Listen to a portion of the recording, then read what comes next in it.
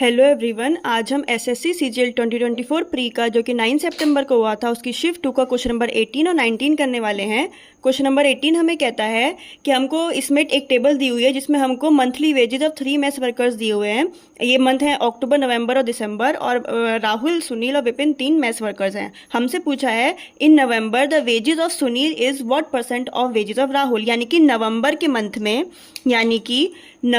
Month में जो wages of Sunil है, नवंबर के मंथ में सुनील की जो वेजेस हैं वो कितना परसेंट है वेजेस ऑफ राहुल की जो वेजेस है नवंबर में उसका कितना परसेंट है। अब यानी कि सिंपल सी बात है कि हमको सुनील की वेजेस और अपॉन राहुल की वेजेस इनटू 100% पूछा है। अब इसमें कंफ्यूजन ना हो इसलिए हम क्या करते हैं, जैसे ऑफ राहुल है तो ऑफ के बाद जो लिखा है वो तो हमेशा बेस में ही आएगा, ठीक है। सुनील की परसेंटेज पूछी है ना तो सुनील न्यूमरेटर में आएगा, और किसके कंपैरिजन में पूछी है, राहुल के कंपैरिजन में पूछी तो राहुल डिनोमिनेटर में आएगा। या फिर ऐसे भी याद रख सकते हैं जो ऑफ बाद वाला जो ऑफ होता है कि ऑफ राहुल कितना परसेंटेज है ये राहुल का, तो वो हमेशा नीचे आता है, डिनोमिनेटर में आता है। सिंपल सी बात है, पूरी टेबल भूल जाइए, सिर्फ राहुल और सुनील पर फोकस करिए, वो भी नवंबर के कॉलम में। तो 11500 अपॉन 10500 हमारे पास ये दो जीरो से 2 जीरो कैंसिल हो जाएंगे, और 5 से जब हम इसको काटेंगे तो हमारे पास 2100 अपॉन 23 आ जाएगा, जो कि हमारा आंसर होगा 91.3%।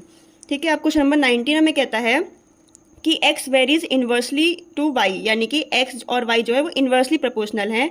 उस केस में x की वैल्यू 2 है तो y की वैल्यू 6 है, x की वैल्यू 3 है तो हमसे y की वैल्यू पूछी है।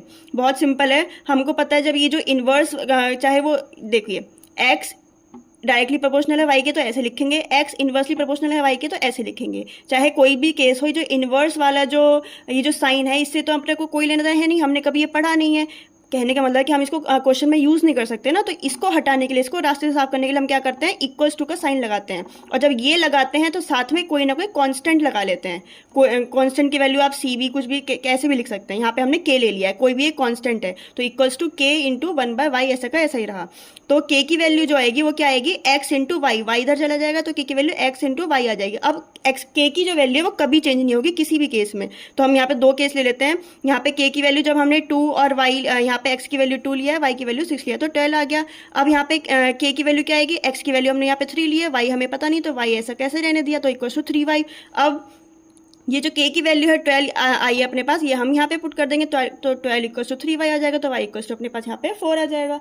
तो ये थे हमारे दोनों क्वेश्चंस। आई होप आपको पसंद आए हैं तो please like, share and subscribe करिएगा। Thank you.